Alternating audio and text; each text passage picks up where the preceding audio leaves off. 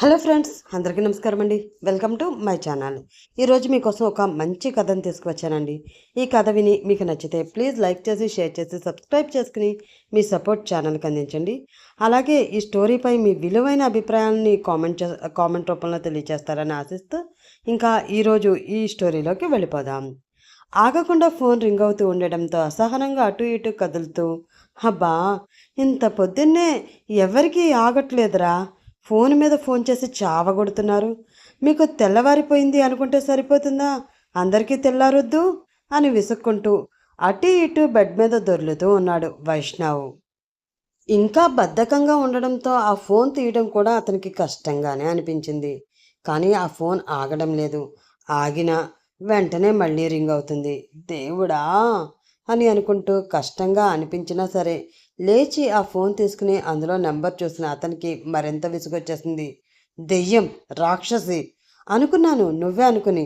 నేను ప్రశాంతంగా ఉంటే నీకు అస్సలు నచ్చదు కదా అని తిట్టుకుంటూ ఆ కాల్ లిఫ్ట్ చేసి, ఏమే పోతాం, పొద్దున్నే నాకు ఈ దొబ్బెడేంటి అంటూ విసుగ్గా అడిగాడు వైష్ణవ్.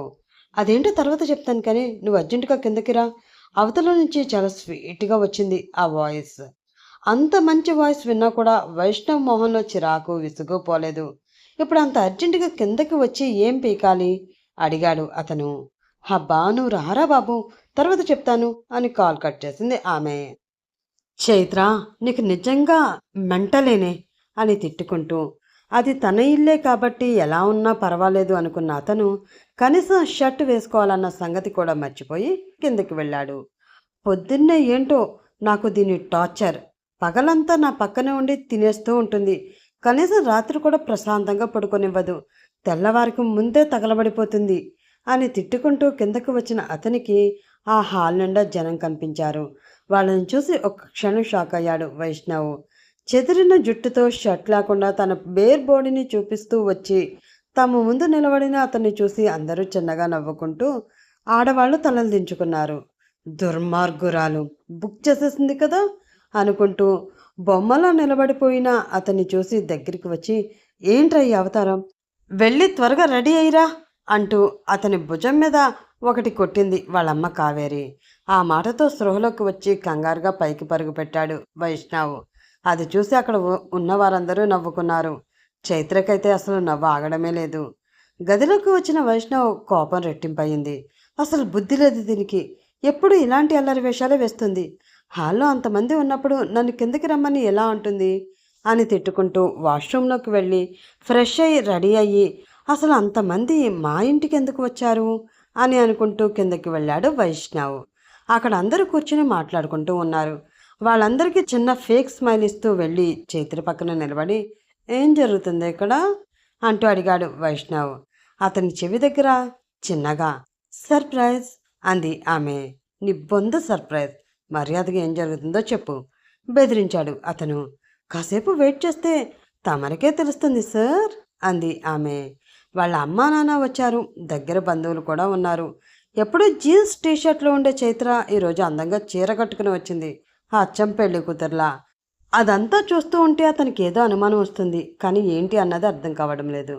వాళ్ళిద్దరూ అంత క్లోజ్గా మాట్లాడుకోవడం చూసిన బంధువులందరూ గుసగుసలు పెట్టుకుని ముసిముసిగా నవ్వుకుంటున్నారు.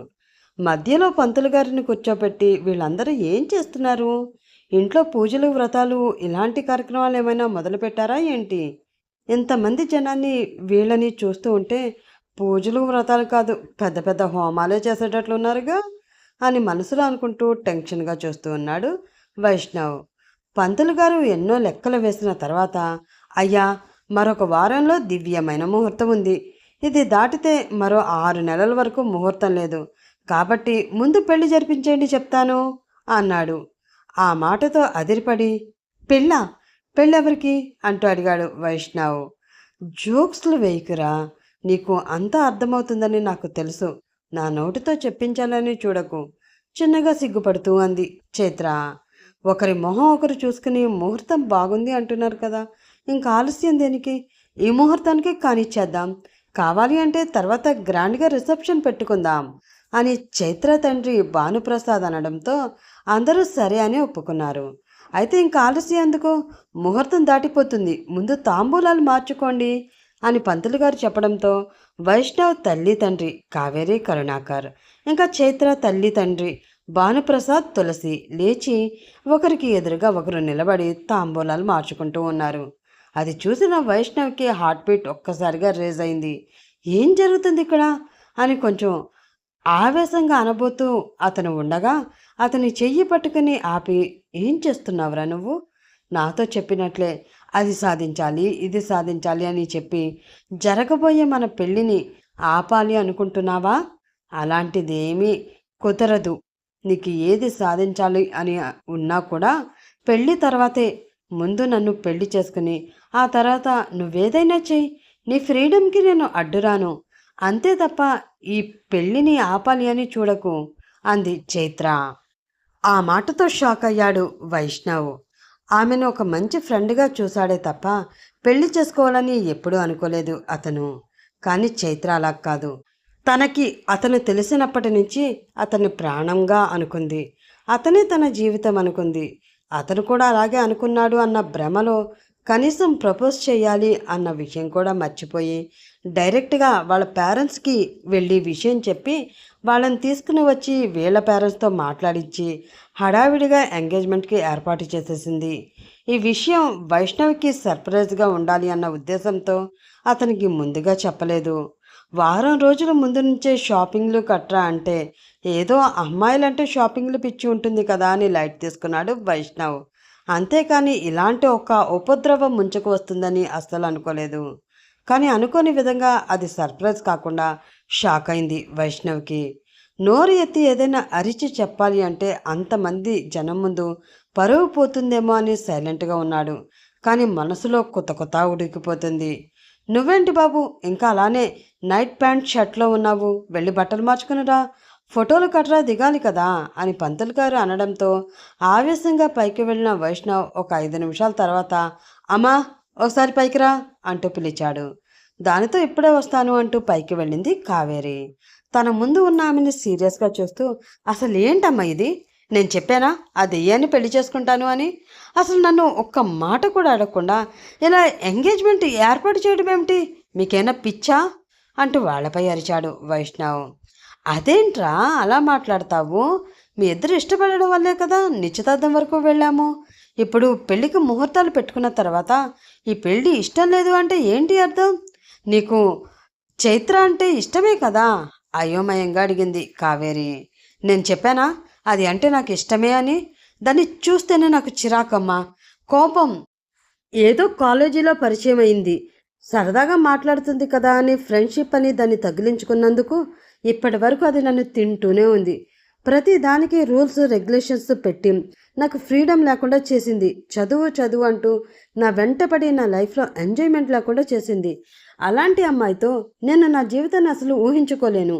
చెప్పండి, వెంటనే కిందకి వెళ్ళి నాకు ఈ పెళ్ళి ఇష్టం లేదు అని, జరిగిన ఎంగేజ్మెంట్ని ఇప్పుడే రద్దు చేసుకుంటున్నాము అని చెప్పి పెళ్ళి జరగడం లేదు అని చెప్పండి ఆవేశంగా అన్నాడు వైష్ణవ్. ఆమె పైకి వెళ్ళి ఎంతసేపు రాకపోవడంతో ఏదో అనుమానం వచ్చిన కరుణాకర్ కూడా పైకి వచ్చాడు. ఏంటి చెప్పేది? ఇక్కడ నువ్వు అనుకుంటున్నది ఏది జరగదు. మేము పెట్టిన ముహూర్తానికి నీ పెళ్ళి జరిగి తీరుతుంది. అతని మాటలు వినబడడంతో సీరియస్గా అన్నాడు కరుణాకర్. దానితో షాకింగ్గా అతని వైపు చూసి, ఏం మాట్లాడుతున్నాడు డాడీ? నాకు ఇష్టం లేకుండా దానిని పెళ్లి చేసుకోమంటారా? నెవర్, నేనెప్పటికీ అలా చేయలేను అని అతను అనడంతో చేసి తీరాలి. ఎందుకు అంటే ప్రస్తుతం మన బిజినెస్ చాలా నష్టాల్లో ఉంది. దాన్ని బయటికి తీసుకురావాలి అన్నా, మనం కట్టుబట్టలతో రోడ్డు మీద పడకుండా ఉండాలి అన్నా ఈ పెళ్ళి జరిగి తీరాలి. తను ఒక్కగానొక్క కూతురికి ఆస్తి మొత్తం రాసి ఆమెను తన బిజినెస్లకి మేనేజింగ్ డైరెక్టర్ని చేశాడు ఆ భానుప్రసాద్. అంతేకాదు కూతురికి కట్నం కింద మన అప్పులన్నీ తీర్చి మన బిజినెస్లోనే తన బిజినెస్ని కూడా విలీనం చేసి వాటి అన్నిటినీ నీ చేతిలో పెట్టాలి అనుకుంటున్నాడు. ఇప్పుడు మనకి కష్టకాలంలో దేవతల చైత్ర ఆదుకోవడానికి వచ్చింది. ఆమె అలా ఆదుకోవాలి అంటే నువ్వు తన మెడలో తాళి కట్టి తీరాలి. ఇది రిక్వెస్ట్ కాదు, ఆర్డర్. దీనికి మించి ఎవరు ఆలోచించకండి. నోరు మూసుకుని చెప్పింది చేయండి అంటూ వాళ్ళిద్దరినీ చూస్తూ వార్నింగ్ ఇస్తూ చెప్పాడు కరుణాకర్. అయినా వైష్ణవ్ వినలేదు. తండ్రికి నచ్చ చెప్పాలని చూశాడు. కరుణాకర్ అంతకన్నా వినలేదు. నేను చెప్పిందే జరిగి తీరాలి అంటూ మొండిగా చెప్పి చివరికి అతని మెడలను వంచి చైత్ర మెడలో తాళి కట్టేలా చేశాడు. నవ్వుతూ అత్తవారింట్లో కుడికాలు చైత్ర పెట్టింది. కానీ ఆ నవ్వు వైష్ణవ్ మొహంలో లేకపోవడం ఆమె గమనించలేదు. ఆ రోజు వాళ్ళ ఫస్ట్ నైట్కి ఏర్పాటు చేశారు. ఇష్టం లేకపోయినా సరే వెళ్ళాలి కాబట్టి ఆ గదిలోకి వెళ్ళాడు వైష్ణవ్. అతనికి చాలా అసహనంగా కోపంగా ఉంది. తన జీవితాన్ని ఎవరో బలవంతంగా లాగేసుకున్న ఫీలింగ్ కలుగుతూ ఉంటే, ఆ లాక్కున్న ది చైత్ర అని అర్థమవుతూ ఉంటే ఆమె మీద విపరీతమైన కోపం వస్తూ ఉంది. ప్రేమ ఉంటే నాతో చెప్పాలి. నేను ఒప్పుకుంటే అప్పుడు పెద్దవాళ్ళతో చెప్పి పెళ్ళికి ఏర్పాటు చేయాలి. అంతేగాని నాతో ఒక్క మాట కూడా చెప్పకుండా తను ఇష్టం వచ్చినట్లు పెళ్ళికి ముహూర్తం పెట్టిస్తుందా? అసలు ఎంత ధైర్యం దానికి వస్తుంది కదా!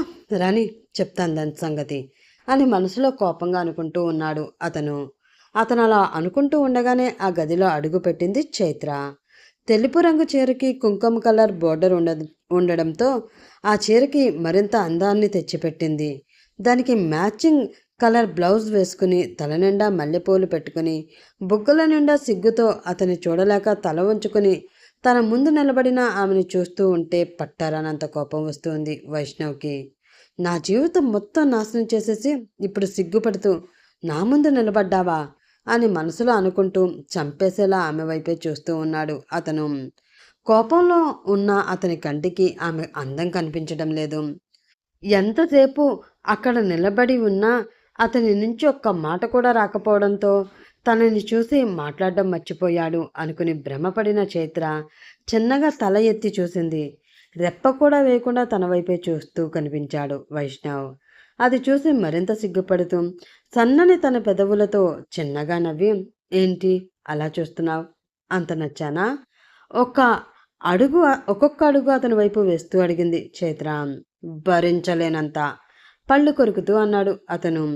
సున్నితంగా రావాల్సిన అతని గొంతు కొంచెం కోపంగా రావడంతో ఒక్క క్షణం అదిరిపడినా కూడా ఏదో సరదాకి ఆట పట్టిస్తున్నాడు అనుకుని, మరి అంత నచ్చినప్పుడు ఒకసారి కూడా నాతో చెప్పలేదే?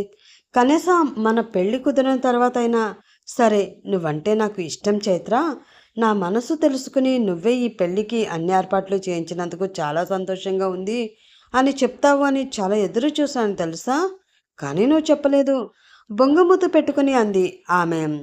తనకి అడుగు దూరంలో ఉన్న ఆమెని అసహ్యంగా చూస్తూ లాగిపెట్టి ఆమె చెంప మీద గట్టిగా కొట్టాడు వైష్ణవ్.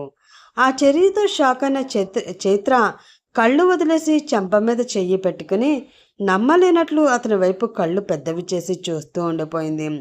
ఒక్క క్షణం అక్కడ ఏం జరుగుతున్నది అన్నది ఆమెకి ఏమాత్రం అర్థం కాలేదు. ఆమె పీక పట్టుకుని గట్టిగా నొక్కుతూ, మనిషివేనా నువ్వు? అసలు మనిషివేనా? ఎదుటి మనిషిని నువ్వు ఇష్టపడితే సరిపోతుందా? అతని మనసులో ఏముంది? నువ్వంటే ఇష్టమా, కోపమా, అసహ్యమా అని తెలుసుకోవాలని లేదా నీకు?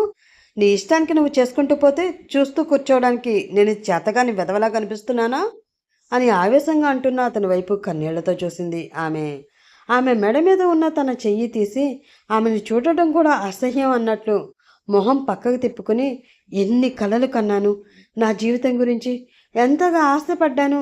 ఒక అమ్మాయిని చూసి ప్రేమించి ఆమెనే పెళ్లి చేసుకుని జీవితాంతం ఆమెతోనే సుఖంగా సంతోషంగా బ్రతకాలి అనుకున్నాను. అలా కలలు కంటున్న నా జీవితంలోకి శనిలా దాపరించావు నువ్వు. నా ఇష్టాలు కోరికలు అన్నిటినీ మంట కలిపి పెళ్లి పేరుతో వచ్చి నా జీవితంలో తిష్ట వేశావు. ఇదంతా ఎందుకు అంటూ అతను అడగడంతో, అదేంటి అలా అంటావు?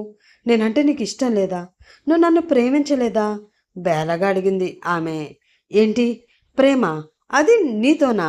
మనిషి అన్నవాడు ఎవడైనా నీలాంటి రాక్షసుని ప్రేమిస్తాడా? ఏ క్షణాన నిన్ను తగులుకున్నానో కానీ ఆ క్షణం నుండి ఏదో నా జీవితం నీదే అన్నట్లు ప్రతిదానికి కండిషన్స్ పెట్టి రిస్ట్రిక్షన్స్ పెట్టి నా ఫ్రీడమ్ నాకు లేకుండా చేసి నన్ను బబుల్గమ్ అతుక్కున్నదే కాక దానికి ఫ్రెండ్షిప్ అని పేరు పెట్టి ప్రపంచానికి మన అంత గొప్ప ఫ్రెండ్స్ లేరు అని నీకు నువ్వే గొప్పలు చెప్పుకున్నావు. కానీ ఒక్కసారైనా సరే నా మనసులో ఉన్న ఫీలింగ్ ఏంటో నీకు తెలుసా? నిన్ను దూరంగా గెంటేసి నువ్వంటే నాకు ఇష్టం లేదు, నా పక్కన నువ్వు ఉండటానికి నేను ఎప్పటికీ ఒప్పుకోను అని చెప్పాలనిపించేది. కానీ అలా చెప్పే అవకాశం కూడా లేకుండా చేసేస్తావు. సరే, స్టడీస్ అయిపోయాయి కదా, నీ దరిద్రం నాకు ఇంకా వదిలిపోతుంది అని నేను అనుకుంటూ ఉంటే డైరెక్ట్గా వచ్చి నా జీవితంలో తగలబడ్డావు. అసలు ఇదంతా ఎందుకు చేశావు? ఏ మగాడు లేకుండా ఉండలేకపోతున్నావా? అంతగా ఉండలేకపోతే వేరే ఎవరినైనా చూసుకుని చావచ్చు కదా, నీకు నేనే దొరికానా అంటూ అడిగాడు అతను. ఆ మాట ఆమె గుండెల్లో సూదిలా దిగడంతో, ఏం మాట్లాడుతున్నావురా నువ్వు? నా గురించి నీకు తెలుసు కదా, నన్ను అసలు ఇలా ఎలా మాట్లాడుతున్నావు? నేనంటే తెలిసిన నువ్వే నన్ను ఇంత నీచంగా ఎలా మాట్లాడగలుగుతున్నావు? బాధగా అడిగింది ఆమె. మాట్లాడడం కాదు, చేసి చూపిస్తాను. నువ్వు దేని గురించి అయితే నన్ను వేధించి వెంటాడి మరీ పెళ్లి చేసుకున్నావో అది నీకు ఇస్తాను. కానీ నువ్వనుకున్నట్లు స్వర్గంలా కాదు, నరకంలా అని అంటూ ఆమెని అలానే వెనక ఉన్న మంచం మీదకు తోసి ఆమె పైకి చేరిపోయాడు వైష్ణవ్. వైష్ణవ్ ప్లీజ్ వదులు అని గింజుకుంటూ ఉంది చైత్ర. అయినా కూడా ఆమెను ఏమాత్రం విడిచిపెట్టకుండా ఆమె ఒంటిపై ఉన్న బట్టలు అన్నీ ఇష్టం వచ్చినట్లు తీసి అవతల పారేస్తూ ఆమె శరీరం మీద గాయాలు చేస్తూ ఉన్నాడు అతను. అది ప్రేమతో చేసే గాయాలైతే ఏ ఆడదానికైనా సంతోషంగానే ఉంటుంది. కానీ అతను కోపంతో ద్వేషంతో చేస్తున్న గాయాలు అవడంతో వాటిని తట్టుకోలేక కన్నీరు కారుస్తూ ఉంది చైత్ర. అయినా కూడా అతను వినడం లేదు. ఒక పశువులా ఆమెపై దాడి చేస్తూనే ఉన్నాడు. ఇక అతనితో వాదించి ఉపయోగం లేదు అని అర్థమవడంతో మౌనంగా రోధిస్తూ ఉండిపోయింది చైత్ర. ఎటువంటి చలనం లేకుండా ఆమె అలా ఉండడం కూడా అతనికి ఏమాత్రం నచ్చలేదు. దానితో ఒక్కసారిగా బలంగా ఆమెలో చేరిపోతున్నాడు. మొదటి కలయిక అవడంతో చాలా నొప్పిగా అనిపించి అమ్మా అని ఆమె అరుస్తూ అతని గుండెల మీద కొడుతూ వెనక్కి తోస్తూనే ఉంది. అయినా కూడా అతను వెనక్కి తగ్గలేదు. ఆమె కళ్ళలో నీళ్లు చూస్తూ ఉంటే ఏదో తెలియని రాక్షసానందం ఇస్తూ ఉండడంతో ఆమె చేతులను తన 2 చేతుల్లో బంధించి ఆమెలో బలవంతంగా చేరిపోయాడు. కంటి కొసల నుండి కన్నీళ్లను విడుస్తూనే నొప్పికి చిన్నగా మూలుగుతూ ఉంది ఆమె. ఆమెను అంతగా హింసించిన తర్వాత కానీ అతనిలోని ఈగో సాటిస్ఫై అవ్వలేదు. వంకరగా నవ్వుకుంటూ ఇది కేవలం మొదలు మాత్రమే. నా ఇష్టానికి విరుద్ధంగా నా జీవితంలోకి వచ్చిన నీకు రోజుకొక నరకం చూపించి జీవితం మీద విరక్తి కలిగేలా చేయకపోతే నా పేరు వైష్ణవనే కాదు. ఇన్ని రోజులు అలా చేయకూడదు, ఇలా చేయకూడదు అని నాకు రిస్ట్రిక్షన్స్ పెట్టావు కదా, అలా పెట్టిన ప్రతిసారి నేను ఎంత నరకం చూసేవాడినో ఇక నుంచి నీకు అంతకన్నా ఎక్కువ నరకం చూపిస్తాను. వెయిట్ అండ్ సీ అని చెప్పి అక్కడి నుంచి లేచి కింద పడిన తన డ్రెస్ తీసుకుని అది వేసుకుంటూ బాల్కనీలోకి వెళ్ళిపోయి ఒక సిగరెట్ తీసి వెలిగించాయి. అది తాగుతూ ఏదో సాధించిన వాడిలా క్రూరంగా నవ్వుకుంటూ ఉన్నాడు అతను. బెడ్పై నిర్జీవంగా పడి ఉన్న ఆమె అలా బాల్కనీలో రాక్షసంగా నవ్వుతూ ఉన్న అతని వైపు చూసి బాధతో మరికొన్ని కన్నీళ్లు కార్చింది. నేనేం తప్పు చేశానని నా పట్ల నువ్వు ఇలా ప్రవర్తిస్తున్నావు? నాతో సరదాగా క్లోజ్గా ఉంటే నువ్వు కూడా నన్ను ప్రేమిస్తున్నావు అని అనుకుని ఆ విషయం ఇంట్లో చెప్పి నిన్ను పెళ్లి చేసుకోవడమేనా నేను చేసిన తప్పు అని మనసులో అనుకుంటున్న ఆమెకి గుండెల్లో తెలియని బాధ. ఏడ్చి ఏడ్చి కన్నీళ్లు కూడా బరువు అవడంతో అలానే నిద్రలోకి జారుకుంది. కనీసం పైకి లేచి కింద పడిన తన బట్టలు తీసుకుని వేసుకునే ఓపిక కూడా ఆమెకి లేకపోవడంతో పక్కన ఉన్న బెడ్షీట్ తీసుకుని ఒంటి నిండా కప్పుకొని నిద్రపోయింది ఆమె. 1 గంట తర్వాత ఆ గదిలోకి వచ్చిన అతనికి ఆమె అంత ప్రశాంతంగా పడుకోవడం కూడా నచ్చలేదు. ఏదోలో డిస్టర్బ్ చేయాలి అనుకున్నాడు, కానీ ఎందుకో మనసు ఒప్పుకోలేదు. ఇప్పటికే చాలా అనుభవించింది కదా, ఈ రోజుకి ప్రశాంతంగా పడుకొని రేపటి నుంచి ఈ నిద్రని కూడా దూరం చేద్దాంలే అనుకుని ఆమె పక్కన పడుకోవడానికి కూడా మనసు అంగీకరించకపోవడంతో ఆ పక్కన ఉన్న సోఫాలో పడుకున్నాడు అతను. నెక్స్ట్ డే మార్నింగ్ ఎవరో తలుపులపై కొట్టడంతో ఉలిక్కిపడి నిద్ర లేచింది చైత్ర. కంగారుగా గది అంతా చూసిన ఆమెకి సోఫాలో నిద్రపోతూ కనిపించాడు అతను. అది చూసి నన్నంతలా ఏడిపించి చాలా ప్రశాంతంగా పడుకున్నావు కదూ, నా ఏడుపుతోటే నీకు ప్రశాంతత వస్తుంది అంటే సరే ఏడిపించు, ఎప్పటి వరకు ఏడిపిస్తావో ఎన్నాళ్ళు ఏడిపిస్తావో నేను చూస్తాను. నన్ను ఏడిపించేంత కోపం నీకుంటే నిన్ను భరించేంత ప్రేమ నాకుంది. ఆ ప్రేమతో నిన్ను మార్చుకోవడానికి ప్రయత్నిస్తాను. మారతావు అన్న నమ్మకం ఖచ్చితంగా నాకుంది అని మనసులో అనుకుని కింద పడిన తన బట్టలు తీసుకుని అవి వేసుకుని వెళ్ళి డోర్ ఓపెన్ చేసింది చైత్ర.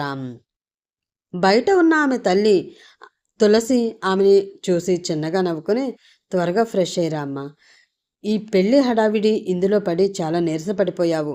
వేడివేడిగా టిఫిన్ చేద్దువు గాని అంటూ చెప్పింది. కళ్ళ ముందు కనిపిస్తున్న తన అవతారం చూసి మేమిద్దరం చాలా సంతోషంగా ఉన్నాము అనుకుంటున్నట్లుంది. లోపల జరిగిన విషయం తనకి తెలియదు కదా.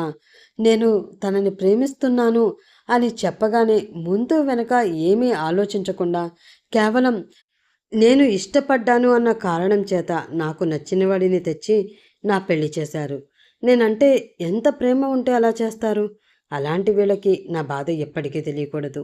నేను కావాలని చేసుకున్న ఆ పెళ్ళి నాకు నరకంగా మారింది అని తెలిస్తే వీళ్ళు అస్సలు తట్టుకోలేరు అని మనసులో అనుకుని లేని చిరునవ్వు పెదవులపై పూయిస్తూ సరే అమ్మా అంటూ పక్క రూమ్లోకి వెళ్ళింది చైత్ర.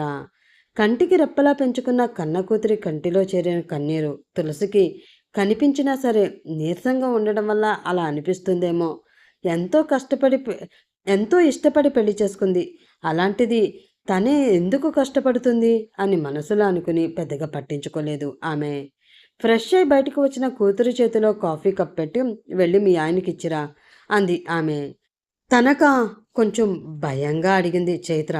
అవును తనకి, కానీ ఎందుకు అలా అడుగుతున్నావు? తన కాఫీ తాగుతాడు కదా అని తులసి అడగడంతో తాగడు అని కాదమ్మా, తను ఇంకా లెగలేదు కదా, లెగిసిన తర్వాత ఇస్తే బాగుంటుంది అని కవర్ చేయాలని చూసింది చైత్ర. ఆల్రెడీ టైం 9 అవుతుందమ్మా, ఇంకా పడుకోవడం ఏంటి? ఒకవేళ అంతకీ నిద్ర వస్తే కాఫీ తాగి కొంచెం ఫ్రెష్ అయ్యి టిఫిన్ చేసిన తర్వాత పడుకుంటాడులే. ముందు నువ్వు వెళ్ళి లేపి కాఫీ ఇచ్చిరా అంటూ ఆమె చెప్పడంతో ఇంకా తప్పక ఆ కాఫీ కప్ పట్టుకుని ఆ రూమ్లోకి వెళ్ళింది చైత్ర. ముందు అతన్ని లేపాలి అంటే కొంచెం భయంగా ఉన్నా కూడా ఏదో కోపంలో రాత్రి నాతో అలా ప్రవర్తించి ఉంటాడులే. ఆ కోపం ఇప్పటి వరకు ఎందుకు ఉంటుంది? అయినా నా మీద వాడు ఎక్కువసేపు కోపంగా ఉండలేడు. పాపం రాత్రి అలా ప్రవర్తించినందుకు చాలా ఫీల్ అయి ఉండి ఉంటాడు. లేపి కాఫీ ఇచ్చి నేను పెద్దేమీ పట్టించుకోలేదు, అస్సలు ఫీల్ అవ్వలేదు, నువ్వు ఫీల్ అవ్వకు అని చెప్పాలి. పైగా రోజు వాడిని నిద్ర లేపేది నా ఫోన్ కాలే కదా. ఈరోజు డైరెక్ట్గా వచ్చి నేనే లేపితే సంతోషపడతాడు తప్ప కోపం ఎందుకు తెచ్చుకుంటాడులే అనుకుని మనసులో భయాన్ని కాసేపు పక్కన పెట్టేసి అతనికి దగ్గరగా వెళ్ళి వైష్ణవ్ వైష్ణవ్ అంటే పిలిచింది ఆమె. ఆ పిలుపుకి విసుగ్గా నిద్రలోనే అటు ఇటు కదులుతూ పొద్దునే నాకు ఈ దరిద్రం ఏంటో కాసేపు కూడా ప్రశాంతంగా పడుకోనివ్వదు. ఇది ఎప్పుడు నా జీవితం నుంచి పోతుందో తెలియదు, కానీ అప్పటి వరకు నాకు సంతోషమే ఉండదేమో. చిన్నగా గొనుగుతూ మెల్లిగా కళ్ళు తెరిచి చూసిన అతనికి పాలిపోయిన మొహంతో కనిపించింది చైత్ర. ముందు నవ్వుతూ అతన్ని నిద్రలేపినా అతను నిద్రలో అన్న మాటలకి ఆమె మొహంలో నవ్వు మాయమైంది. ఓహో, ఇన్ని రోజులు ఫోన్ చేసి దొబ్బేదానివి ఇప్పుడు డైరెక్ట్గా నీ సుప్రభాతం మొదలుపెట్టేశావా అని విసుక్కుంటూ ఏంటి అని అడిగాడు అతను. కాఫీ అంది ఆమె. కోపం నిండిన కళ్ళతో ఆమె వైపు చూస్తూ ఆ కాఫీ కప్ కోసం చేతిని ముందుకు చాపాడు అతను. దానితో ఆ కప్ అతని చేతికి అందించింది ఆమె. అది చూసి ఈవిల్గా నవ్వుతూ ఆ కప్పుని అలానే కిందకి వదిలేశాడు. అది డైరెక్ట్గా వెళ్ళి చైత్ర కాళ్ళ మీద పడి వేడి కాఫీ ఆమె కాళ్ళ మీద ఒలిగింది. బాసీ పట్టం వేసుకునే సోఫా మీద కూర్చున్న అతనికి ఏమీ కాలేదు, కానీ చైత్ర కాళ్ళపై ఉన్న చర్మం మొత్తం ఎర్రగా కమిలిపోయింది. అమ్మా అని ఆమె అప్రయత్నంగా అరిచిన అరుపుకి అప్పుడే హాల్లో కూర్చుని కాఫీ తాగుతూ ఉన్న భానుప్రసాద్ తులసి అదిరిపడి కంగారుగా లోపలికి పరిగెత్తుకుంటూ వచ్చారు. వాళ్ళు రావడం చూసి లేని కంగారు మొహంలోకి తెచ్చుకుంటూ లేచి నిలబడి, అయ్యో చైత్ర, ఏంటిది? నువ్వేమైనా చిన్నపిల్లవా? కొంచెం జాగ్రత్తగా ఉండాలి కదా, కాళ్ళు చూడు ఎలా కాలిపోయాయో, ముందు రా, నువ్వు ఇలా వచ్చి కూర్చో అని అంటూ ఆ కాళ్ళు ఆమెని సోఫాలో కూర్చోపెట్టి ఆ కాళ్ళు తన చేతిలోకి తీసుకుని చూడు ఎలా అయిపోయాయో. అయినా నిన్నెవరు కాఫీ తీసుకురమ్మన్నారు? నాకు కావాలంటే నేను వచ్చేవాడిని కదా. పొద్దున్నే ఎంత దెబ్బ తగిలించుకున్నావో అని మనసులో లేని ప్రేమని మాటల్లో చూపిస్తూ ఓవరాక్షన్ చేసేస్తూ ఉన్నాడు అతను. ఆ యాక్టింగ్ చూసి విస్తుపోయిన చైత్ర అతని వైపు అలా చూస్తూ ఉండిపోయింది. ఏమైంది బాబు అని భానుప్రసాద్ కంగారుగా అడగడంతో, అంతా నా వల్లే అంకుల్, నాకు పొద్దున్నే కాఫీ తాగడం అలవాటు కదా, అందుకోసం తను కాఫీ చేసి తీసుకువచ్చింది. నాకు ఇచ్చే క్రమంలో అనుకోకుండా చేయి జారి కింద పడింది. కాఫీ బాగా వేడిగా ఉండడంతో తన కాలు చూడండి ఎలా కాలిపోయాయో అని అతను అంటూ ఉండగా కంగారుగా బయటికి వెళ్ళి ఒక ఆయింట్మెంట్ తీసుకువచ్చి తులసి రాస్తూ ఉండగా, ఇటువంటి అత్తయ్య నేను రాస్తాను అని ఆ ఆయింట్మెంట్ ఆమె చేతి నుండి తీసుకుని చాలా ప్రేమ ఉన్నట్లు నటిస్తూ ఆమె కాళ్ళ మీద మెల్లిగా చాలా సుకుమారంగా సున్నితంగా ఆ ఆయింట్మెంట్ అప్లై చేస్తూ ఉన్నాడు. అతను కావాలనే వేడి వేడి కాఫీ నా కాళ్ళ మీద పోసి ఎవరికి తెలియకూడదు అని నటిస్తున్నావా? నీలో ఎంత గొప్ప నటుడు ఉన్నాడు అని ఇప్పటి వరకు నేను తెలుసుకోలేకపోయాను. కనీసం ఊహించలేదు. ఫర్ ది ఫస్ట్ టైం నిన్ను చూస్తూ ఉంటే నిజంగా నేను పిచ్చిదాన్ని అన్న విషయం నాకు క్లియర్గా తెలుస్తుంది అని మనసులో అనుకుంటూ కన్నీళ్లతో అతన్ని చూస్తూ ఉంది ఆమె. నొప్పిగా ఉందా తల్లి అంటూ ఆమెని దగ్గరికి తీసుకున్నాడు భానుప్రసాద్. ఆ నొప్పి కాలిన తన కాళ్ల వల్ల కాదు, కాలిపోతూ ఉన్న తన జీవితం వల్ల అని అతనికి చెప్పలేక తండ్రిని గట్టిగా పట్టుకుంది ఆమె. ఆమె ఎందుకు ఏడుస్తుందో బాగా తెలిసిన వైష్ణవ్ వంకరగా నవ్వుకున్నాడు. ఒక క్షణం కూతురుపై అల్లుడుకు ఉన్న ప్రేమని చూసి మనస్ఫూర్తిగా సంతోషంగా ఫీల్ అయ్యారు ఆ దంపతులు. కానీ అది నటన అని వాళ్ళు ఏమాత్రం గ్రహించలేకపోయారు. ఆ తర్వాత ఆమెని జాగ్రత్తగా ఉండమని చెప్పి ఫ్రెష్ అయ్యి ఆఫీస్కి బయలుదేరుతున్నాడు భానుప్రసాద్. అతను వెళుతున్నాడే కానీ అతని మనసంతా కూతురి దగ్గరే ఉంది. ఆమె ఎందుకో బాధపడుతుంది అని తెలుసు, కానీ ఆ బాధ ఎందుకు అన్నది అతనికి అర్థం కావడం లేదు. ఒక క్షణం తన పెళ్లి వల్ల తను సంతోషంగానే ఉందా అన్న అనుమానం కూడా వచ్చింది. కానీ ఆ మరుక్షణమే ఎంతో ప్రేమించి కావాలని పెళ్లి చేసుకున్న అతని వల్ల తనకేం బాధ ఉంటుంది అని అనుకుని మనసుకు సర్ది చెప్పుకొని కూతురికి పెళ్ళైపోయింది, తమ నుంచి దూరంగా వెళ్ళిపోతుందన్న దిగులుతో తామే పొరపాటు పడుతున్నామనుకున్నారు ఆమె తల్లి తండ్రి. భానుప్రసాద్ వెళ్ళిపోయిన తర్వాత వైష్ణవ్ కూడా అక్కడ నుంచి ఆఫీస్కి వెళ్ళిపోయాడు. ఆ రోజు తన బాధ్యతలన్నీ కొడుక్కి అప్పజెప్పి అతనే ఇకపై ఆ కంపెనీ సీఈఓ అని, అతను చెప్పినట్లే స్టాఫ్ అందరూ నడుచుకోవాలని అనౌన్స్ చేశాడు కరుణాకర్. ఆ పొజిషన్ వైష్ణవ్కి ఎంతో నచ్చింది. ఆ సీట్లో కూర్చుని మురిసిపోతున్న అతన్ని చూసి ఇదంతా చైత్ర వల్లనేరా, తనే సమయానికి మనల్ని ఆదుకుని ఉండకపోతే ఈరోజు మనం ఈ పొజిషన్లో ఉండేవాళ్ళమే కాదు. తనని ఏ రోజు బాధ పెట్టకుండా సంతోషంగా చూసుకో అంటూ చెప్పాడు కరుణాకర్. ఆ మాటలకి కొంచెం ఫీల్ అయినా ఆ తర్వాత లైట్ తీసుకుంటూ, అది ఇంత చేయడానికి కారణం నా జీవితాన్ని బలి తీసుకోవడం. అలా బలి తీసుకోకుండా ఇదంతా నాకు ఇవ్వకపోయినా రోడ్డు మీద పడి అయినా సరే నేనంటే ఏంటో నిరూపించుకొని నా కాళ్ళ మీద నేను నిలబడేవాడిని. ఇప్పుడు ఆ స్వేచ్ఛ కూడా నాకు లేకుండా ఏదో తను పెట్టిన భిక్ష మీద నేను బ్రతుకుతున్నట్లు ప్రపంచం ముందు కలరింగ్ ఇస్తుంది. దీనికి మించిన అన్యాయం ఏముంటుంది? నాకింత అన్యాయం చేసిన అది ఆ శిక్ష అనుభవించడంలో తప్పే లేదు అనుకున్నాడు అతను. ఆ తర్వాత 2 రాత్రులు కూడా ఆమెకి నరకం అంటే ఏంటో చూపించాడు వైష్ణవ్. అతను చేసిన గాయాలకు శరీరం అంతా పచ్చి పుండైపోతుంది. ఏ భాగం ముట్టుకున్నా కూడా నొప్పిగానే అనిపిస్తూ ఉండడంతో కన్నవారికి తన కన్నీరు కనిపించకుండా కష్టంగా రోజులు ముందుకు నెట్టుకు వస్తూ ఉంది ఆమె. ఆ రోజు సాయంత్రం తమ ఇంటి నుండి అత్తవారింటికి వెళ్ళాలి. ఆ హడావిడిలో బిజీగా ఉంది తులసి. తనకేమీ పట్టనట్లు మౌనంగా సోఫాలో కూర్చుని ఏదో ఆలోచిస్తూ ఉంది చైత్ర. అది గమనించిన తులసికి ఏదో అనుమానం రావడంతో వెళ్ళి ఆమె పక్కన కూర్చుంటూ ఆమె చేతిని తన చేతుల్లోకి తీసుకుని, నువ్వు సంతోషంగానే ఉన్నావు కదా అంటూ లాలనగా అడిగింది ఆమె.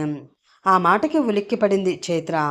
ఏమైందమ్మా, ఎందుకలా అడుగుతున్నావు అని ఆమె అడగడంతో, ఆహా ఏమీ లేదు, పెళ్ళైన కొత్తలో ఏ అమ్మాయి అయినా నవ్వుతూ తుళ్ళుతూ చాలా సంతోషంగా కనిపిస్తుంది. కానీ నీలో ఆ సంతోషం కనిపించడం లేదు.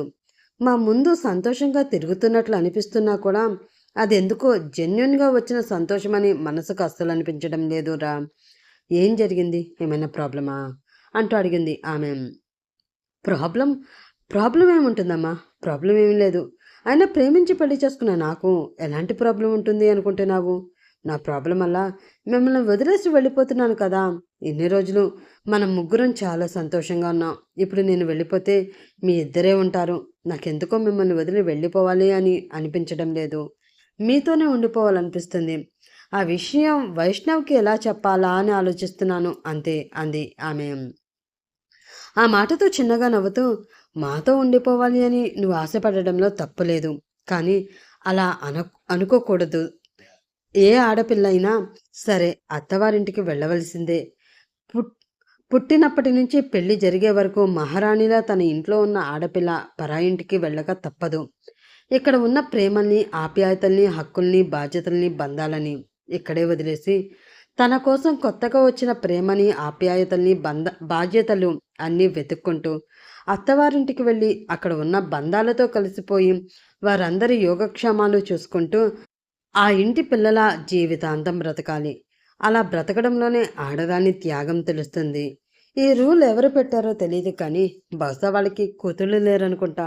అందుకే కంటికి రెప్పలా పెంచుకున్న కూతుర్ని కంటికి కనిపించినంత దూరంలో బ్రతకాలి అని శాసించారు. వాళ్ళకి కూతురు ఉంటే అప్పుడు తెలిసేది కన్నవాళ్ళు తమ బిడ్డని వదిలి బ్రతకలేరు అన్న విషయం. పొద్దున్న లేచింది మొదలు రాత్రి నిద్రపోయే వరకు అమ్మ అంటూ ప్రేమగా, ఆప్యాయంగా, కోపంగా పిలిచే పిలుపు ఇకపై ఎప్పుడు వింటామో తెలీదు. నాకు ఇది కావాలి, అది కావాలి అని గొడవ చేసి, అల్లరి చేసి తనకి కావాల్సింది దక్కించుకుని సంతోషపడుతూ నవ్వే ఆ చిరునవ్వు ఎప్పుడు చూస్తామో తెలీదు. ఎలా ఉన్నావు తల్లి అని ఏ ఫోన్లో అడగడమే తప్ప దగ్గరుండి ఎలా ఉంది, టైంకి తిందా లేదా, తను సరిగ్గా చూసుకుంటున్నారా లేదా, తనకేమైనా బాధ కలుగుతుందేమో, కష్టం కలుగుతుందేమో, కష్టం కలగకుండా చూసుకోవాలి, కావలసినవి తెచ్చిపెట్టాలి అని అనుకోవడమే తప్ప దగ్గరుండి చూసుకునే భాగ్యం ఇంకా జీవితంలో దక్కదేమో అంటూ కన్నీళ్లు పెట్టుకుంటుంది తులసి. ఆ మాటతో ఆమెను గట్టిగా కౌగిలించుకుని ఏడుస్తూ ఉంది చైత్ర. ఇన్ని రోజులు ఆమెను పట్టుకుని గట్టిగా ఏడవాలి అని, తన గుండెల్లో బాధ అంతా ఆమెతో చెప్పుకుని ఆ గుండె భారాన్ని దించుకోవాలని ఉండేది. కానీ ఆ విషయం తెలిస్తే వాళ్ళు ఎక్కడ బాధపడతారో అని తనలోనే తాను దాచుకున్న కన్నీళ్లు అన్నీ ఈరోజు ఈ విధంగా బయటికి వస్తూ ఉండడంతో ఆమెని అస్సలు విడిచిపెట్టడం లేదు. కూతురు అలా పట్టుకుని ఏడ్చేసరికి తులసికి కూడా కన్నీళ్ళాగలేదు. అలా ఏడుస్తూ ఎంతసేపు ఉండిపోయిందో తెలియనే లేదు. కొంచెంసేపటికి ఆమె చాలా బెంగ పెట్టేసుకుంటుంది అని అర్థమవడంతో మెల్లిగా ఆమె వీపుపై నిమురుతూ, ప్రతి ఆడపిల్లకి ఇది తప్పనిసరి తల్లి, నువ్వు బాధపడకు. అయినా నువ్వెక్కడికి వెళ్తావు? 2 వీధుల అవతలు ఉండేదే కదా, ఒకే ఊర్లో కదా అమ్మ మనం ఉండేది. అమ్మని చూడాలి అని అనిపించినప్పుడు పిలిస్తే గుమ్మంలో వాలిపోవు. ఏడవకు బంగారం. అత్తవారింటికి వెళ్ళేటప్పుడు ఇలా ఏడవకూడదు. నీకు అంతా మంచే జరుగుతుంది అని సముదాయించి రెడీ అవ్వమని ఆమెని గదిలోకి పంపించింది తులసి. దానితో వెళ్ళి ఏదో యాంత్రికంగా రెడీ అయ్యిందే తప్ప ఆ ఇంటికి వెళ్ళాలి అంటే, అతనితో కలిసి జీవితం పంచుకోవాలి అంటే చాలా భయంగా అనిపిస్తూ ఉంది చైత్రకి. అసలు ఎలా ఉండేవాడు, ఎలా అయిపోయాడు అని అనుకుంటూ ఒక్కసారిగా గతంలోకి వెళ్ళింది ఆమె. వైష్ణవ్తో ఆమె పరిచయం 4 సంవత్సరాల ముందు జరిగింది. ముందు సరదాగా కాలేజీలో మొదలైన వాళ్ళ ఫ్రెండ్షిప్ మెల్లిమెల్లిగా ముదిరి పాకాన పట్టింది.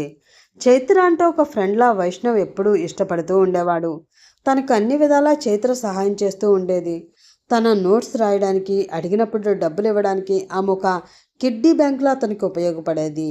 అలాగే అతని మనసులో ఉన్న మాటలన్నీ ఆమెతో పంచుకుని సరదాగానే ఉండేవాడు. అతన్ని కేవలం ఆమె ఫ్రెండ్గానే చూశాడు కానీ చైత్ర అతనితో ఎప్పుడు ప్రేమలో పడిపోయిందో తెలియలేదు. కానీ అతని జీవితం అనుకుంది. ఆ క్షణం నుండి అలా చేయొద్దు, ఇలా చేయొద్దు, అలా ఉండు, ఇలా ఉండు, బాగా చదవడం లేదు, చదివితేనే లైఫ్ బాగుంటుంది అని రిస్ట్రిక్షన్స్ పెట్టడం మొదలుపెట్టింది. ఫ్రెండ్స్తో బయటికి వెళితే తిట్టేది. ఎప్పుడైనా సరదాగా ఫ్రెండ్స్తో కలిసి బీరు తాగినా కూడా ఒప్పుకునేది కాదు. ఏదో అతని జీవితం తనకే సొంతమన్నట్లు బిహేవ్ చేస్తూ అతనికి సంబంధించిన ప్రతి డెసిషన్ ఆమె తీసుకుంటూ ఉండేది. ఇది వైష్ణవ్కి అస్సలు నచ్చలేదు. ఏదో తెలిసి తెలియక తన లైఫ్లో వేలు పెడుతుంది. ఏదో 4 రోజులు కలిసి ఉండి విడిపోయే వాళ్ళం, తనతో నాకు ఎందుకు గొడవ అనుకుని ప్రతిదీ చూస్తూ చూస్తూ చూడకుండా వెళ్ళిపోయేవాడు అతను. కానీ ఆమె ప్రవర్తన రోజు రోజుకి శృతిమించుతూ ఉండడంతో అతనికి పట్టరానంత కోపం వస్తూ ఉండేది. అమ్మాయిలతో మాట్లాడితే అసలు ఊరుకునేదే కాదు. ఆ విషయం వైష్ణవ్కి అస్సలు నచ్చేది కాదు.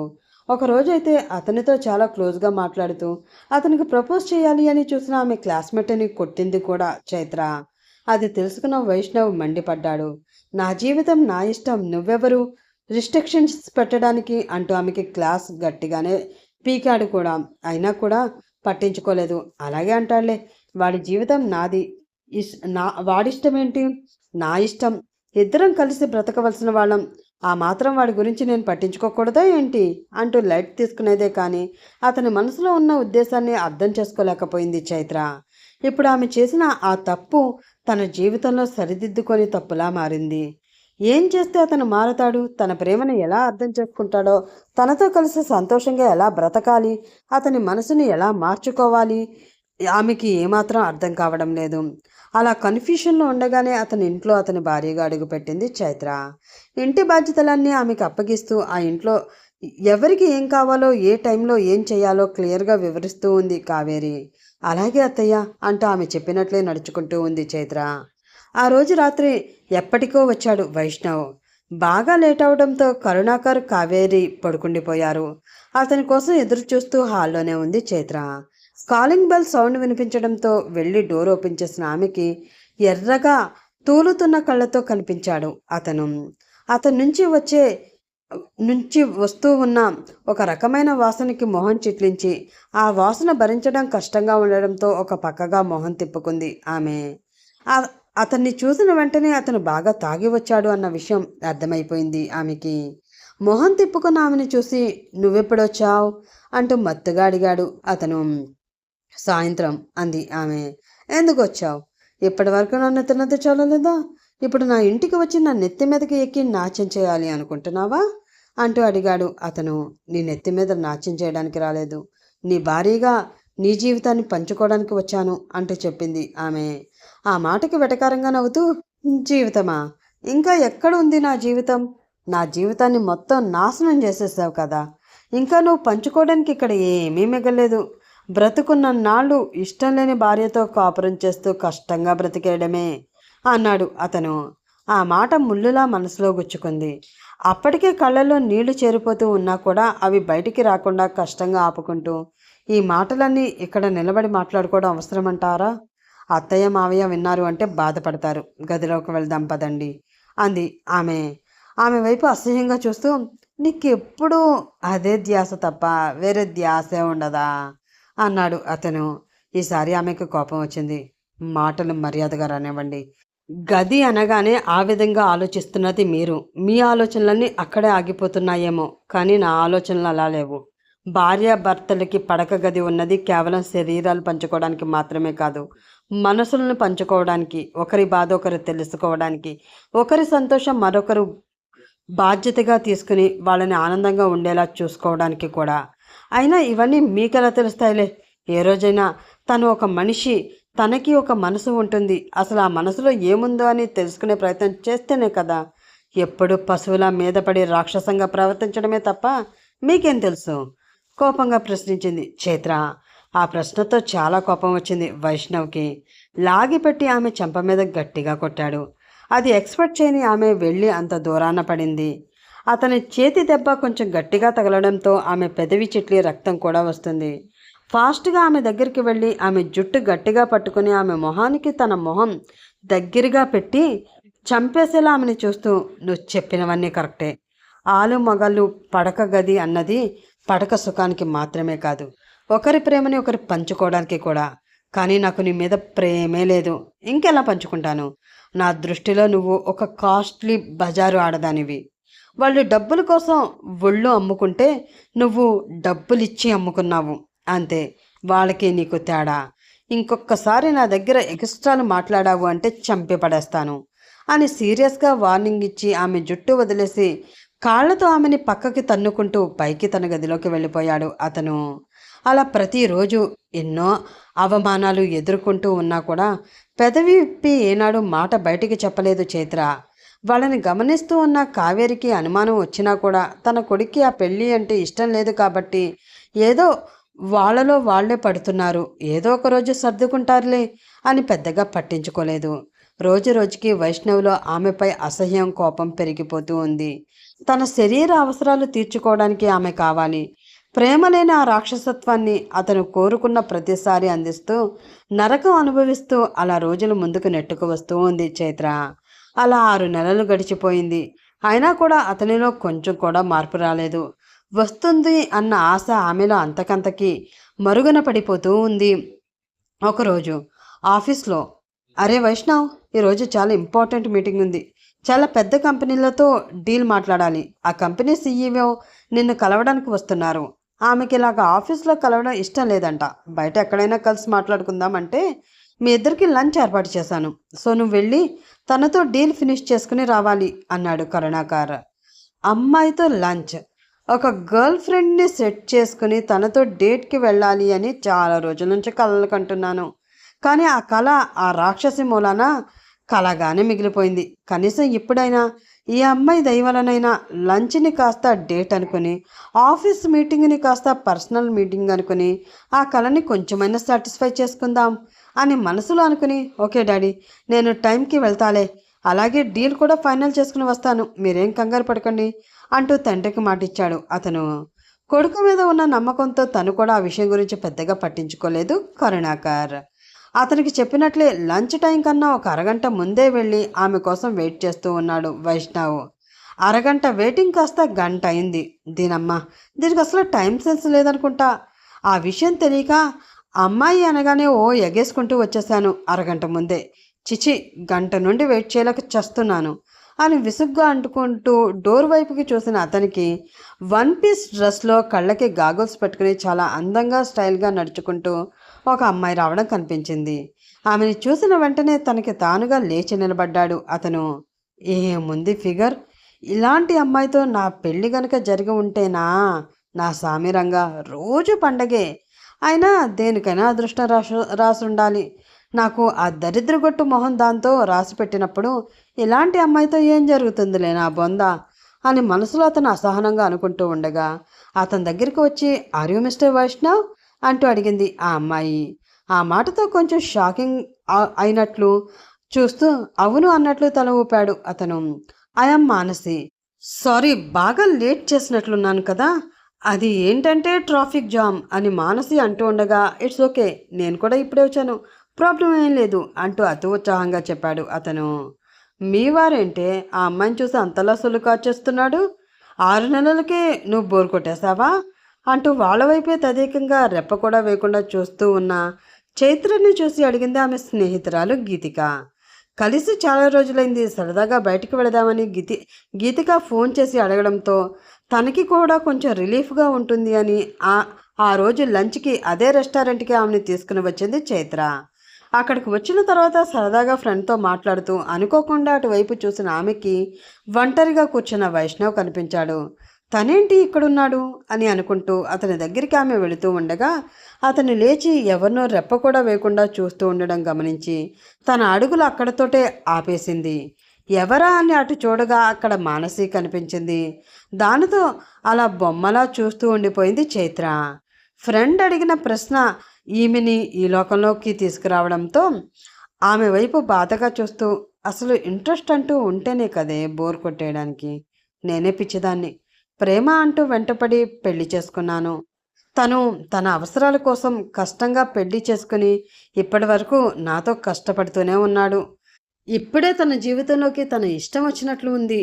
భరించరాని అంత బాధ గుండెల్ని దహించి వేస్తున్నా సరే ఆ బాధని కళ్ళలోకి రానివ్వకుండా కష్టంగా ఆపుకుంటూ చెప్పింది చైత్ర. ఆ మాటతో గీతిక మనసు బాధగా మూలిగింది. ఏ చైత్ర, ఏమైందే? తను నువ్వు ఇష్టపడే కదా ఈ పెళ్లి చేసుకున్నారు అని ఆమె అడగడంతో నేను ఇష్టపడ్డాను, తను కాదు. పెళ్లికి ముందు ఈ విషయం తెలుసుంటే నా జీవితం ఇలా అయ్యి ఉండేది కాదు. పెళ్లి తర్వాత తెలిసింది. అందుకే బ్రతకాలో చావాలో కూడా అర్థం కావడం లేదు. సరదాగా నవ్వుతూ మాట్లాడుకుంటూ ఉన్న వాళ్ళిద్దరి వైపు బాధగా చూస్తూ అంది చైత్ర. వాడి కోసం నువ్వు చావడం ఏంటే?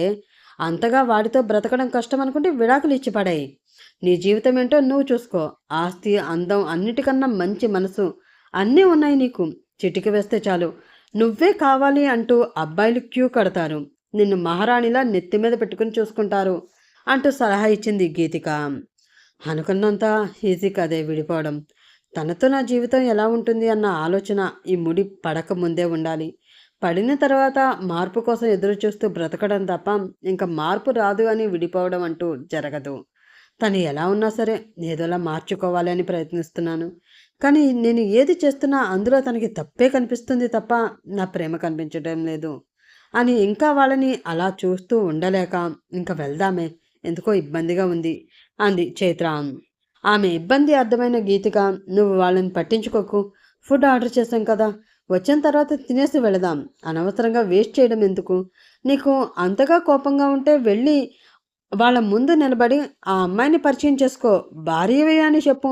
ఆటోమేటిక్గా ఆ అమ్మాయి నవ్వు, వాళ్ళిద్దరి మధ్య ఉన్న ఆ సన్నిహిత్యం తగ్గిపోతుంది, పూర్తిగా పోతుంది కూడా, అంది గీతిక.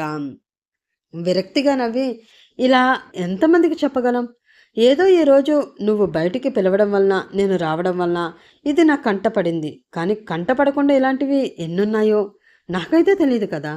రోజంతా తనని ఫాలో అయ్యి ఇలాంటి దృశ్యం కనిపించినప్పుడల్లా నేను తన భార్యని, మీరు తనతో క్లోజ్గా ఉండకండి అని ఎంతమందిని అడుక్కోగలను. ఏ భర్త మనసులో అయినా సరే, నాకు పెళ్ళయింది, నన్ను నమ్ముకుని నా భార్య ఉంది, తన మనసులో నేను తప్ప ఎవ్వరూ ఉండరు, అలాగే నా మనసులో కూడా ఎవ్వరూ ఉండకూడదు, ప్రేమైన, బంధమైన, సంతోషమైన తనతోనే అని అనుకుంటేనే తప్ప ఆ ఫీలింగ్ మనసులో లేనప్పుడు గొలుసులతో కట్టేసినా ఆగడు. తనకి అందని అందాల కోసం ఎప్పుడూ ఆరాటపడుతూనే ఉంటాడు. భార్య భర్తని కట్టుకోవాల్సింది కొంగుకు కాదే, ప్రేమతో. ఆ ప్రేమే తనకి నాపై లేనప్పుడు నేనేం చేసినా కూడా తను ఆగడు, తన మనసుకు నచ్చిందే చేస్తాడు, అంది ఆమె. ఆ మాటకి గీతిక కూడా ఏమీ మాట్లాడలేకపోయింది, ఎందుకంటే అది అక్షర సత్యం కాబట్టి. అప్పుడే వాళ్ళ ఆర్డర్ చేసిన ఫుడ్ వచ్చింది. గీతిక కోసం ఏదో తిన్నాను అన్న పేరుకి కొంచెం తిని అక్కడి నుంచి బయలుదేరిపోయింది చైత్ర. అదే సమయంలో వాళ్ళ మీటింగ్ కూడా క్లోజ్ అయ్యి, వాళ్ళు కూడా ఇంకా క్లోజ్ అయ్యి బయటికి వస్తున్నారు. చెప్పడం మర్చిపోయాను, ఏదో పని ఉందని మా డ్రైవర్ వెళ్ళిపోయాడు, నేను క్యాబ్ బుక్ చేసుకోవాలి, మీకు కుదిరితే నన్ను కొంచెం డ్రాప్ చేయగలరా అని అడిగింది మానస. అంతకన్నా అదృష్టం ఉంటుందా అని మనసులో అనుకుని, తప్పకుండా పదండి అంటూ ఆమెతో కలిసి నడిచాడు వైష్ణవ్. ముందు చైత్ర వాళ్ళు బయటకు వచ్చారు. అప్పుడే ఒక కుర్ర గ్యాంగ్ అక్కడ ఉంది. ఎర్రగా మండుతున్న ఎండ మొహం మీద పడుతూ ఉండడంతో ఆ ఎండకి మిలమిలా మెరిసిపోతూ ఉంది చైత్ర. ఆమెను చూసి హార్ట్ స్కిడ్ అయిన ఒక కుర్రవాడు ఆమెకి ఎదురుగా వచ్చి చిన్నగా డాష్ ఇచ్చాడు. ఏదో ఆలోచనలతో నడుస్తూ ఉన్న చైత్ర అతని డాష్ ఇవ్వడంతో అమ్మా అంటూ చిన్నగా అంది. దానితో ఆమె వైపు తిరిగి సారీ అన్నాడు అతను. ఇట్స్ ఓకే అంది ఆమె. ఓకేనా, అయితే మరొకసారి డాష్ ఇవ్వచ్చా అడిగాడు అతను. కోపంగా అతని వైపు చూస్తూ ఉంది చైత్ర. ఏ, ఏం మాట్లాడుతున్నావు నువ్వు, వాళ్ళు తెక్కగా ఉందా అంది గీతిక. కాదు, మెత్త మెత్తగా ఉంది, ఇప్పుడే కదా చూశాను, చైత్రని పైనుంచి కింద వరకు స్కాన్ చేస్తూ అన్నాడు అతను. చెప్పు తెగిపోతుంది అంది గీతిక. ఏంటి, చెప్పు తెగిపోతుందా, ఎందుకు తెగుతుంది, నేనేం చేస్తానని తెగుతుంది, ఏదో చూడకుండా డాష్ ఇచ్చాను, అంత మాత్రానికి తెగిపోతుందా అని అంటూ మళ్ళీ తన భుజంతో చైత్ర భుజానికి డాష్ ఇచ్చి చూపిస్తూ, అంతే తప్ప ఇలా బుగ్గలు పట్టుకుని లాగానా, లేదే ఇలా నడుం పట్టుకుని గిల్లానా అంటూ ఆమె నడుముని పట్టుకుని గట్టిగా గిల్లాడు అతను. దాంతో షాక్ అయ్యారు వాళ్ళిద్దరూ. వాళ్ళు ఎప్పుడూ అక్కడ అల్లరి చేసే గ్యాంగ్ అవడంతో, అది కామన్ అవడంతో జనం కూడా పెద్దగా పట్టించుకోలేదు. చెప్పండి, లేదంటే ఇలా ముద్దు పెట్టుకున్నానా అని ఆమె బొగ్గలు రెండు పట్టుకుని లోపలికి ఒత్తుతూ ఆమె పెదవుల దగ్గరికి తన పెదవులను తీసుకువస్తూ ఉన్నాడు అతను. ఏ వదలరా అని అతని భుజాల మీద గీతిక కొడుతూ ఉంది. అయినా కూడా అతను పట్టించుకోలేదు. అతనే కాదు, ఆ పక్కగా అది చూస్తూ వెళ్ళిన వైష్ణవ్ కూడా అది అస్సలు పట్టించుకోలేదు. ఎవరో నాకు తెలియని వాళ్ళు, నాకెందుకులే అన్నట్లు అతను కార్ దగ్గరికి వెళ్ళి ఆ కార్ తీసుకుని ఆ అమ్మాయిని ఆ కారులో ఎక్కించుకుని మరీ అక్కడి నుంచి వెళ్ళిపోయాడు. అది చూసిన చైత్రకి కోపం, ఆవేశం తన్నుకు వచ్చాయి.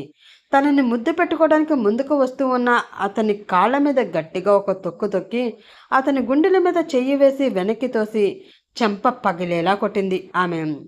ఆ కోపం చూసి ఒక్క క్షణం గీతిక కూడా షాక్ అయి బొమ్మలా ఉండిపోయింది.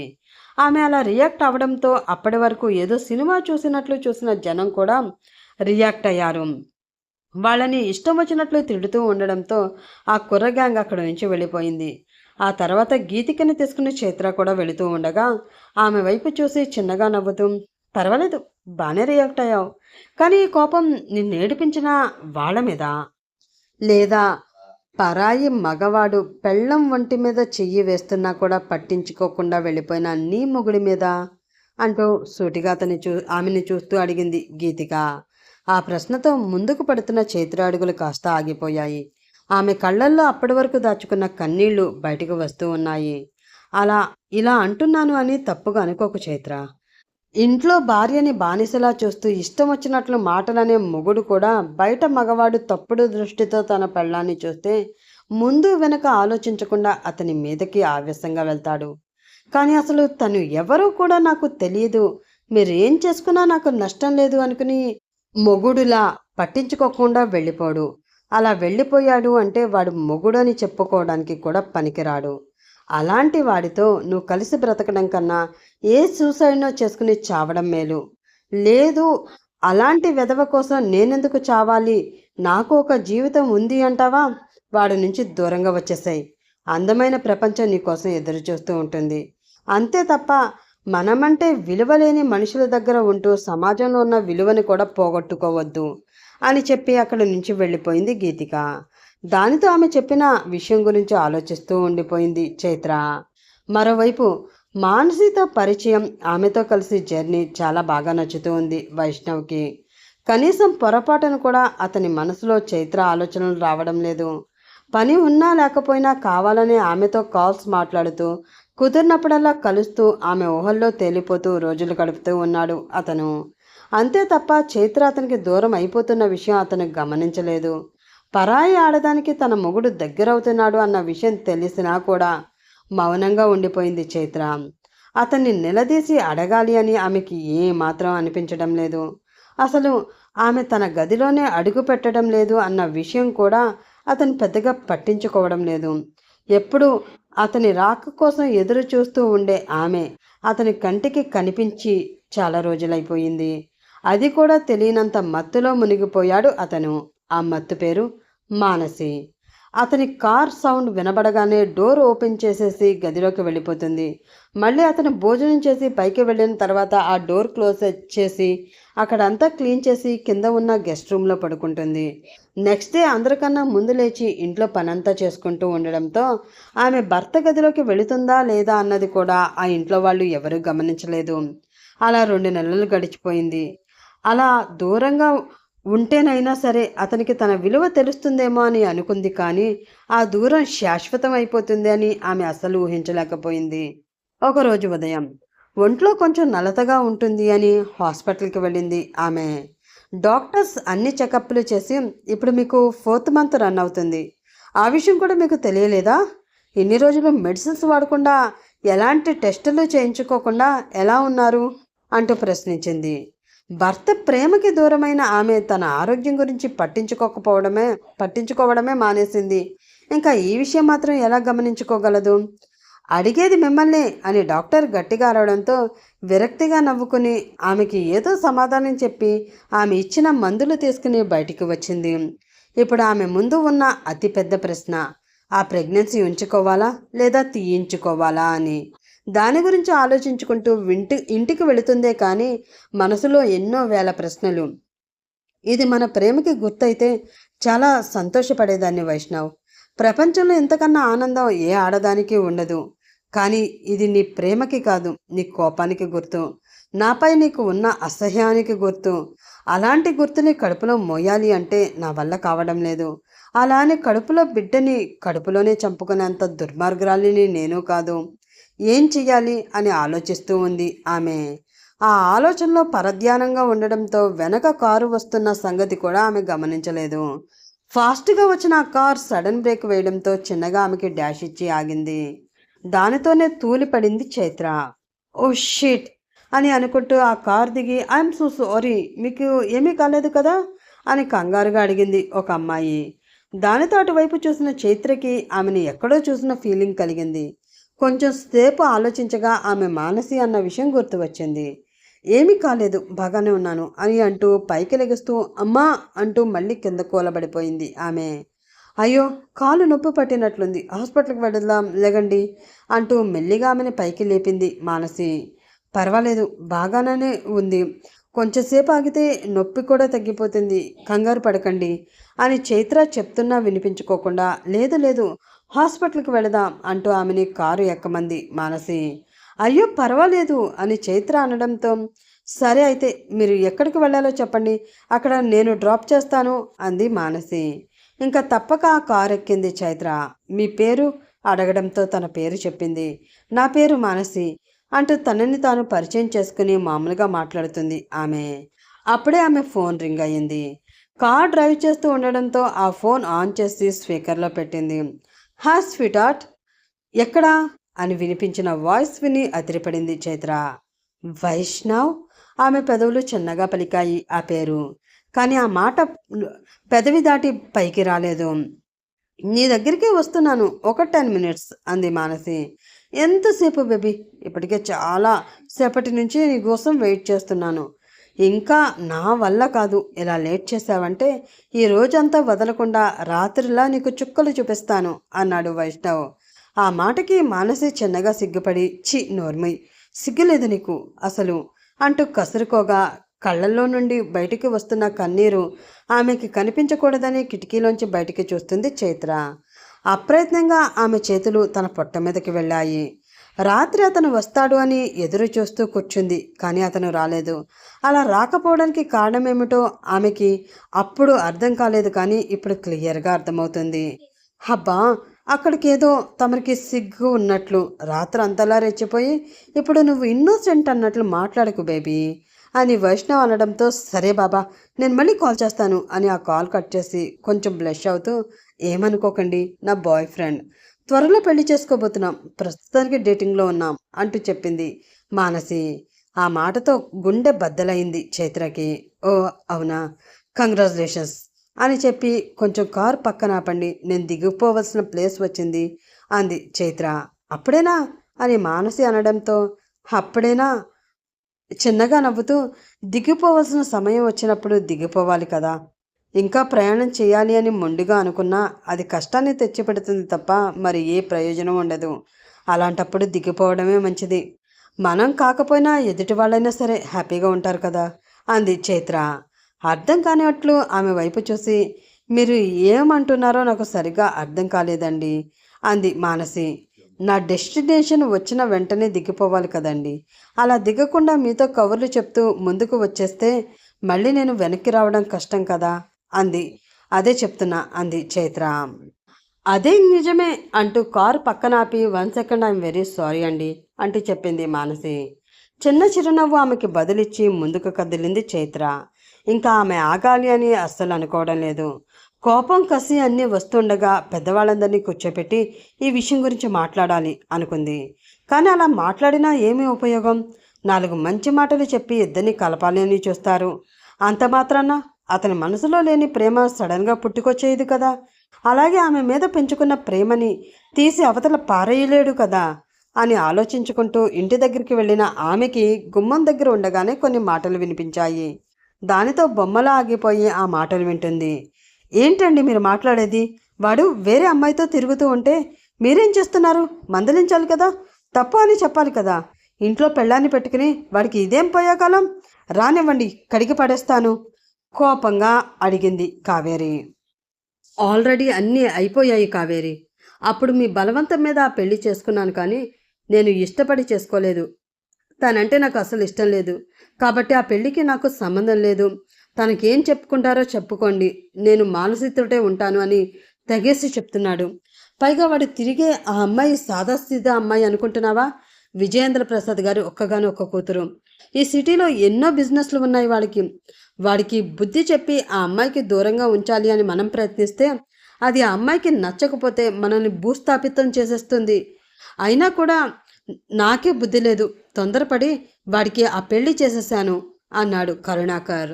దాంతో కోపంగా అతని వైపు చూస్తూ, చాలా బాగుందండి. ఆ రోజు పోతున్న మీ ఆస్తులను కాపాడుకోవడానికి చైత్ర మీకు కావాల్సి వచ్చింది. ఇప్పుడు తనకన్నా డబ్బున్న అమ్మాయిని మీ కొడుకు వలలో వేసుకున్నాడని ఇప్పుడు తనని బయటికి గెంటేసి ఆ అమ్మాయిని తీసుకువచ్చి మీ కోడలుగా చేసుకోవాలనుకుంటున్నారు, అంతేనా అంది కావేరి. పిచ్చా కావేరి నీకు? అలా నేనెందుకు అంటాను? నాకు బుద్ధి జ్ఞానం ఉన్నాయి. వాడు వద్దు అని ఎంత చెప్తున్నా సరే వాడి పెళ్లి చేశాను. అందుకే వాడు పెళ్ళాన్ని వదిలేసి వేరే వాళ్ళతో తిరుగుతున్నాడు, వెంట పడుతున్నాడు అన్న ఉద్దేశంతో నేను అలా అన్నాను. కానీ చైత్ర కన్నా ఆ అమ్మాయి డబ్బున్నది కాబట్టి ఆ అమ్మాయితో వాడి పెళ్లి చేసి ఉండవలసిందన్నది నా ఉద్దేశం కాదు. చైత్ర బంగారమే, కానీ ఆ బంగారానికి భర్తను ఎలా కంట్రోల్ చేసుకోవాలో రాలేదు. అది కొంచెం నేర్పు. ఎటువంటి గొడవలు జరగకుండా, ఏ ప్రమాదం వాటిల్లకుండా ఈ సమస్య పరిష్కారం కావాలి. అది ఎలా చేస్తారో మీ అత్తాకోడళ్ళ చేతుల్లోనే ఉంది అంటూ చెప్పి అక్కడి నుంచి వెళ్ళిపోయాడు కరుణాకర్. దాంతో తల పట్టుకుని కూర్చుంది కావేరి. వాళ్ళ మాటలన్నీ విని విరక్తిగా పెదవిరుస్తూ లోపలికి రావాలి అని అనిపించక అటు నుంచి అటే బయటికి వెళ్ళిపోతూ ఉంది చైత్ర. అలా వెళ్ళిన చైత్ర ఎక్కడికి వెళ్ళింది తెలుసుకోవాలంటే నెక్స్ట్ పార్ట్ కోసం వెయిట్ చేస్తూ ఉండండి ఫ్రెండ్స్.